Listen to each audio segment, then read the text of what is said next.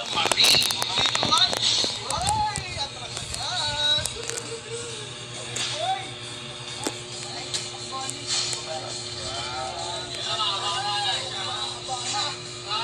siya mama. Diba? Pinapabasa ko siyang English.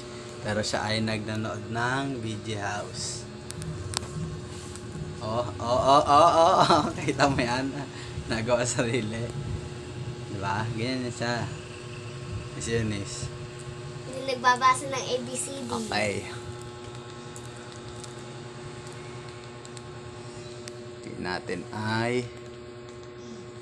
Asan ba yung ano?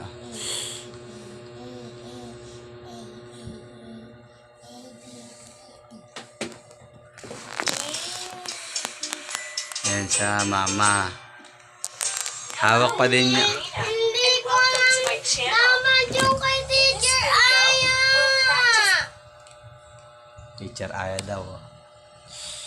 Yeah, pagbibigyan na. Yung kay Teacher Aya, ayun na. Saan? To? Yan?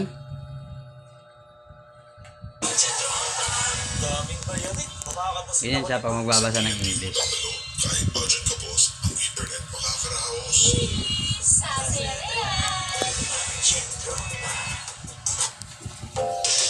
Teacher Aya Online Tutor.